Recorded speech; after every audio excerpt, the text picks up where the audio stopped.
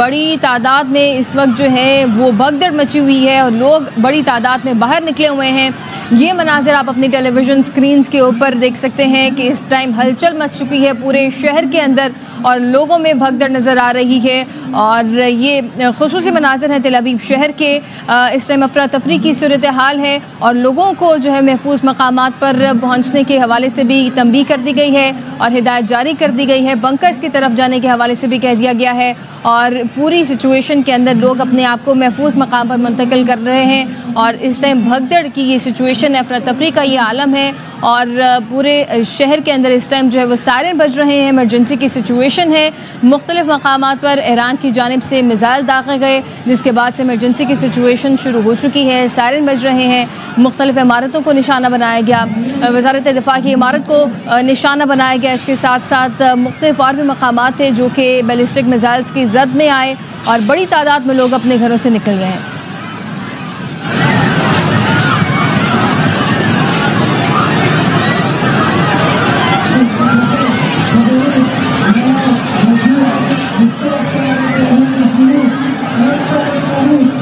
یہ تل ابیب کے مناظر آپ دیکھ رہے ہیں کہ جہاں پر کوئی ایک گیدرنگ جاری تھی اور بڑی تعداد میں لوگ موجود ہیں، اور جو ہی ایران نے حملہ کیا تو یہاں پر بھگدڑ مچ گئی اور لوگ افراتفری کے عالم میں ادھر ادھر بھاگ رہے ہیں، خود کو بچانے کی کوشش کر رہے ہیں، خوف زدہ ہیں، پریشان ہیں۔ یہ وہی لوگ ہیں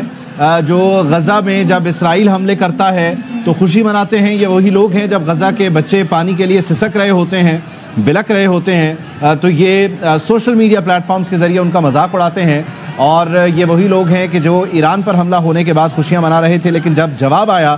تو یہ خود بھی خوفزدہ ہو گئے۔ اسی لیے یہ کہا جاتا ہے کہ جنگ شروع کرنے سے پہلے سوچنا چاہیے، کیونکہ جنگ کب کہاں کس کو اپنی لپیٹ میں لے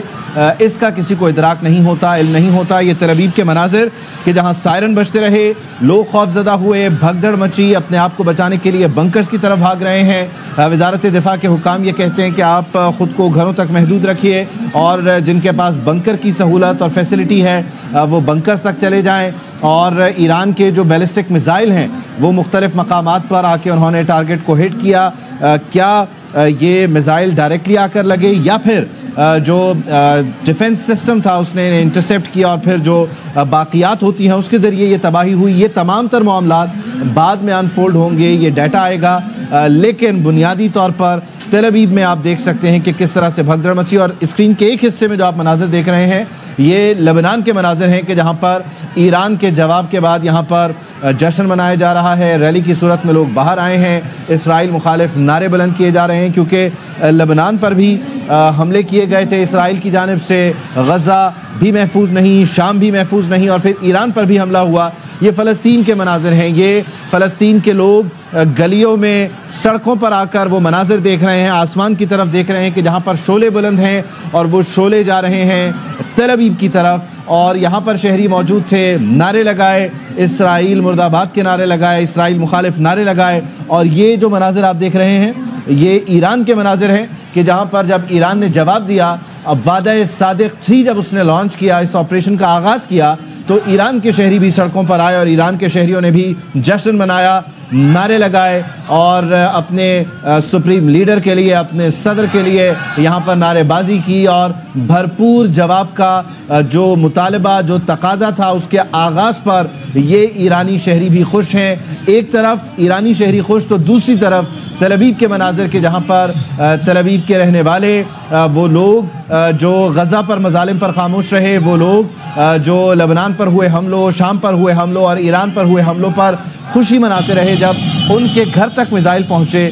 تو انہیں خوف محسوس ہوا، انہوں نے بھاگ کر جان بچانے میں عافیت جانی۔ اور یہ بھگدڑ کے مناظر آپ دیکھ رہے ہیں، ایران نے جواب دیا ہے، 150 بیلسٹک میزائل داغے ہیں، اور یہ کہاں کہاں لگے، کیا ان کے ٹارگٹس تھے، یقینی طور پر یہ بریف کیا جائے گا، ایران کی ملٹری سروس کی جانب سے بتایا جائے گا کہ ان کے اہداف کیا تھے، کہاں کس حد تک انہیں کامیابی ہوئی۔